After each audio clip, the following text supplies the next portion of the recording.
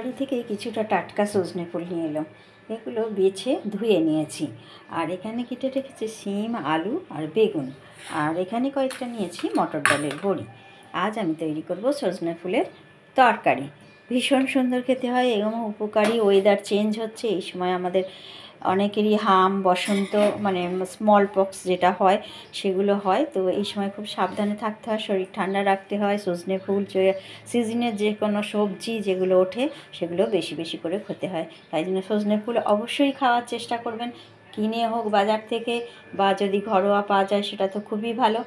100 গ্রাম হলেও কিনে খান, কারণ এটা শরীরের পক্ষে খুব ভীষণ দরকারি এবং ঔষধির কাজ করে।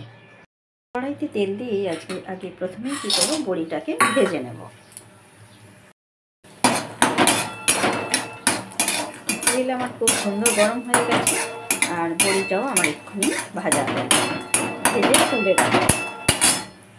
সরিষার তেল গরম করে অল্প একটু পাঁচ ফোড়ন দেব। তেলটা গরম হয়ে গেছে বুঝতে পারছেন। বড়ি ভাজার পর আরও এক কলা তেল দিয়েছি আর এবার আলুগুলো আগে দিয়ে দেবো।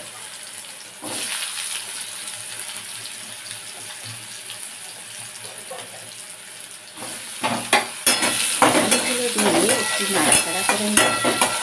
আলুগুলো নিচে থাকতে থাকতেই আলুগুলো নিচে ততক্ষণ ভাজা হতে শুরু করবে। আমি ওপর থেকে বেগুন আর শিমটা দিয়ে দেবো, আর দু চারটা আলু একসাথে নিচে আছে সেটাও দিয়ে দেবো। সবজিগুলো ভালো করে হালকা করে ভেজে নিলে, সমস্ত কিছু মিশিয়ে নাড়াচাড়া করে নিলে। ভিডিওটা দীর্ঘ না করার জন্যই আমি সবটা দেখাবেন না, কারণ এইভাবেই নাড়াচাড়া করে নিয়ে আমি হালকা করে সবজিগুলোকে ভেজে নেব। আলু, বেগুন, শিম ছোটো ছোটো করে কেটেছি, তাই ভাজতেও যেমন বেশি দেরি হবে না, তেমনি সেদ্ধ হতেও বেশি দেরি হবে না। প্রায় আমার সবজি ভাজা হয়ে এসেছে, দেখতেই পাচ্ছেন। বেগুন তো ভাজাই হয়ে গেছে, আলুটাও ভাজা হয়ে গেছে। শিমটা ভাজতে তুলনামূলকভাবে একটু সময় লাগে। এবার আমি এখানে দেখুন একটা মশলা রেখেছি, কিছুই না, ঘরে কাটা হলুদ গুঁড়ো, লঙ্কা গুঁড়ো আর 2 রকম সর্ষে কাঁচা লঙ্কা দিয়ে বাটা, আর তার সাথে সামান্য একটু পোস্ত দিয়ে দিয়েছি। এই সর্ষে আর পোস্ত একসাথে বাটা হলে সেটা টেস্টটা কিন্তু আরোই বাড়িয়ে দেয় সজনে ফুলের তরকারিটাকে। এবার আমি সমস্ত মশলাকে একসাথে জল দিয়ে পেস্ট করে নিলাম, নিয়ে এই ভাজা ভাজা হয়ে যাওয়া সবজিতে আমি দিয়ে দেবো। আবারও তলা থেকে নেড়ে দিলাম যাতে তলারগুলো পুড়ে না যায় আর ওপরেরগুলো কাঁচা না থাকে, সেই জন্য ওপর মিক্স করে আবারও মিশিয়ে নিয়ে এবার মশলাটাকে দিয়ে দিলাম। মশলাটা দিয়ে আবারও ভালোভাবে নাড়াচাড়া করে নেব বেশ খানিকক্ষণ। তবে সর্ষে বাটা দিয়ে খুব বেশি কষাতে লাগে না, জাস্ট সবজির সাথে যেটুকু কাঁচা মশলার গন্ধটা না চলে যায় সেই পর্যন্ত আমি নাড়াচাড়া করে নেব।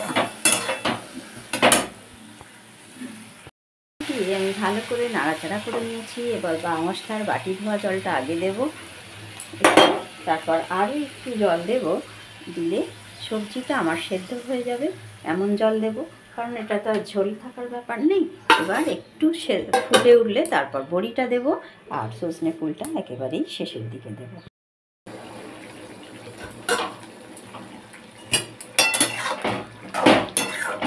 সবজি আমার প্রায় সেদ্ধ হয়ে এসেছে, এই সময় বড়িটা দিয়ে দিলাম। আগে থাকতে ভেজে রাখা মটর ডালের বড়ি। আমি যে ভিডিওগুলো দেখাই একেবারে অথেন্টিক বলতে পারেন। আমাদের বাঙালি যে রান্না বান্না হয় ঘরোয়া সেই সমস্ত রান্নাই দেখানোর চেষ্টা করি। কোনো কন্টিনেন্টাল রান্না আমি খুব ভালো জানি না, যেটা জানি সেটাই করি। তো মা, কাকিমা, ঠাকুমাকে যা দেখতেছি করতে সেটাই। এবার বড়িটা মিশিয়ে দেওয়ার পর আমি একটু সজনে ফুলটাকেও দিয়ে দেবো, কারণ সবজি প্রায় সেদ্ধ হয়ে এসছে।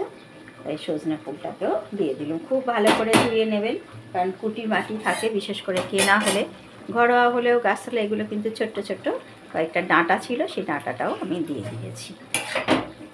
কচি ডাঁটা খেতে ভীষণ ভালো লাগে। আরও একটু চাপা দেব, সামান্য একটু জল আছে, তাতে আমার ফুল, আলু, বড়ি সব সেদ্ধ হয়ে যাবে। এই সজনে ফুলের তরকারি একটু ঝাল ঝাল ভালো লাগে, তাই আমি একটু লঙ্কার পরিমাণটা বেশি দিয়েছি। তরকারি আমার একেবারেই রেডি, দেখতেই পাচ্ছেন থকথকে হয়ে গেছে, সমস্ত সবজি সুন্দরভাবে সেদ্ধ হয়ে গেছে, বড়িও সেদ্ধ হয়ে গেছে। আর ফুল তো সেদ্ধ হতে বেশি লাগেই না, শুধু নামানোর আগে একটু দিয়ে দিলেই হয়। এখন আমি যেটা করব, 1 কড়া সর্ষের তেল দেবো, দিয়ে সেটা মিশিয়ে নেব ভালো করে, নিয়ে নামিয়ে নেব। নামাবার সময় 1 কড়া সর্ষের তেল দিলে কিন্তু ভীষণ সুন্দর খেতে হয়। একদম আমার কথা শুনে এইভাবে সজনে ফুল রান্না করে দেখুন। তৈরি হয়ে গেল সজনে ফুলের রেসিপি। এবার নামিয়ে নেব। এই সময় সজনে ফুল পাওয়া যাচ্ছে, আপনারা কিনে খান, বাড়ির লোককে খাওয়ান, এবং খাওয়াটা খুবই স্বাস্থ্যের পক্ষে উপকারী। যদি বাচ্চারা খেতে না চায়, বড়া করে খাওয়ান।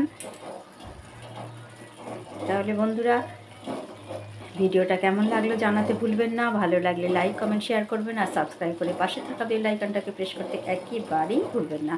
সবাই ভালো থাকুন, সুস্থ থাকুন, সাবধানে থাকুন, এই কামনা করে আজকের মতো ভিডিওটি এখানেই শেষ করলাম এবং গ্যাসও অফ করে দিলাম।